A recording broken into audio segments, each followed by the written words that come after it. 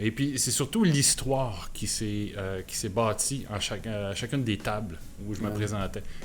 Le café permet ça, c'est pas juste de le boire puis de nous rendre heureux, mais c'est de faire ce genre de rencontres-là.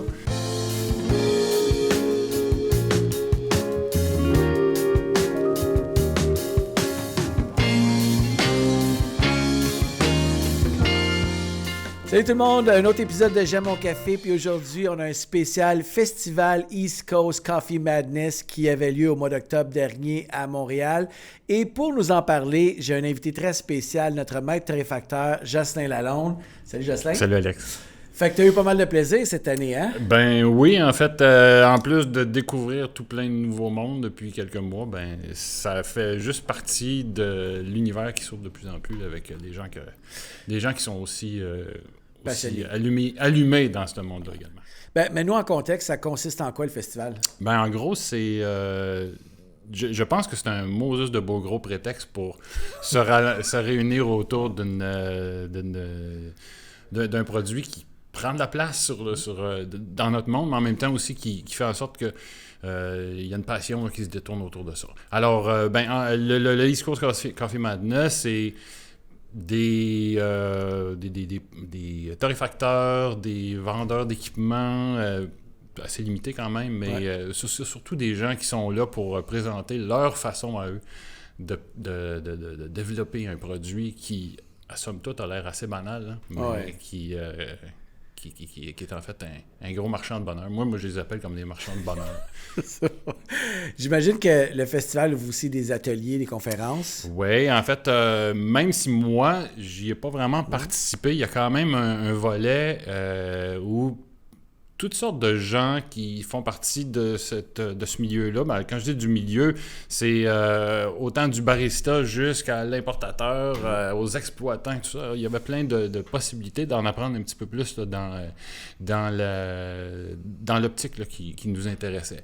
Alors, tu vois, moi, je me disais, il va en avoir un sur la torréfaction, puis il n'y en avait pas vraiment. En tout cas, peut-être que je me suis trompé, mais j'aurais aimé ça si j'avais pu y aller chercher un petit peu plus de détails là-dessus, mais c'est pas grave, peut-être qu'ils s'en prendront l'année prochaine, on ne sait pas. Mais toi, en tant que torréfacteur, c'est ce que tu pratiques comme métier, comment tu as organisé un petit peu ta visite? Comment tu as planifié ça? Ça aurait pu être n'importe quel autre type de café, mais le premier café que j'ai pris en arrivant, ça a donné que c'était un 100% Éthiopie. Okay. Fait que, j'ai dit, tiens, il goûte bon, lui. Puis je l'avais dans les mains, je faisais le tour de chacun des torréfacteurs qui étaient là. Puis je me rendais compte que le produit Éthiopie 100% est à peu près présent sur toutes les tables. Mais je dis, ça va être le bon moment de choisir ce produit-là. Peut-être que c'est un addon comme ça, mais ça a bien à donner. Je suis parti avec ça, puis je les ai essayés pour à peu près toutes les tables. Pour voir quelles étaient les subtilités qu'on pouvait aller chercher. Parce que j'aime bien ce produit-là en particulier. Il est assez présent quand on y pense. Ouais. Et puis quand on y goûte aussi. Ouais. Alors, je trouvais ça le fun de pouvoir aller chercher, boire et trouver les petites subtilités qu'un puis un autre pouvait aller en fait développer dans la façon dont eux ils travaillaient ce produit-là. Est-ce que tu as dit, mettons, je vais y aller avec des techniques d'infusion manuelle, puis tu as goûté avec les différents cafés, mais tout le temps avec la même technique d'infusion? Oui, c'est à peu près toute la même technique d'infusion. Ben, il devait peut-être y avoir quelques petites différences. Là. Puis des fois, il y en avait un qui était plus chaud que d'autres, un peu moins chaud, parce que ça reste qu'il y avait énormément de monde aussi. Alors, mais il n'y avait pas d'espresso, en fait, ou presque pas. Okay. C'est ça qui m'a un peu surpris. Okay.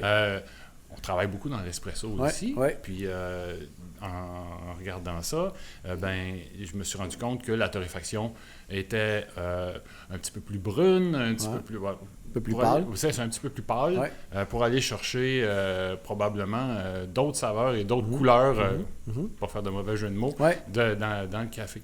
Alors, j'ai pris un espresso dans ma journée, puis je l'ai testé à la fin, juste à la fin, avant de partir pour voir quelle était la différence.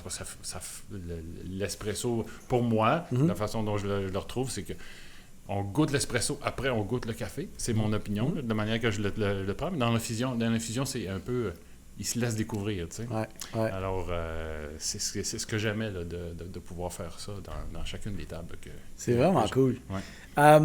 si j'avais à te demander, mettons, un coup de cœur ou des coups de cœur de ton expérience. J'ai accroché sur un torréfacteur en particulier. Et puis, c'est surtout l'histoire qui s'est bâtie à chacune des tables où je me présentais. Puis ça, c'est qui est, le café permet ça. C'est pas juste de le boire puis de nous rendre heureux, mais c'est de faire ce genre de rencontres-là. Et puis, bon, je donne cet exemple-là, ce torréfacteur-là en particulier, qui nous a raconté, en tout cas, probablement qu'il le disait à tous parce qu'il en avait l'air très fier, la façon dont lui va arriver à nous présenter son produit. Ouais. Les voyages qu'il fait, les rencontres qu'il fait, il va choisir son fermier, il va choisir son cultivateur, il va choisir ses batchs qu'il va faire venir. Ensuite, il va être content de les recevoir pour pouvoir ensuite pouvoir les présenter à sa façon à lui. Alors, je pense que c'est un peu ça mon coup de cœur. Il y a des gens aussi qui m'ont fasciné parce que cette passion-là se développe, là, mais c'est comme si on s'infusait le café directement dans les veines. Mais non, j'ai trouvé ça fort agréable de faire ces rencontres-là. Ouais. Je pense que c'est un peu ça, vers ça que... C'est vraiment cool. Ouais. Une des choses qu'on remarque beaucoup dans le café, c'est que c'est un trend, mais les compagnies se donnent vraiment mettent beaucoup d'efforts à développer leur marque. Donc, on le voit dans le packaging, on le voit un peu dans la présentation. C'est quelque chose que tu as remarqué, ça? Ah mon Dieu, oui, parce que même à la limite, il arrivait des moments où est-ce que je me disais, mais il est où le café? Peut-être arrivé à la table où est-ce que... chacun doit se démarquer à sa façon, hein? Puis c'est correct, puis c'est parfait comme ça. On le voit dans les produits de tous les jours. Dans les épiceries, on fait le tour, puis... la même céréale peut se présenter de plein de façons, mais c'est le même produit en bout de ligne. Des fois, je le cherchais, le café. Pas parce que c'était pas présenté, mais c'est que je me disais, bon, des fois, peut-être que le packaging prenait le dessus sur le produit. Peut-être que c'est un des... on va peut-être un petit peu trop loin des fois. Mais ça reste que ça donne... une autre façon carrément de voir. Donne un exemple bien vite.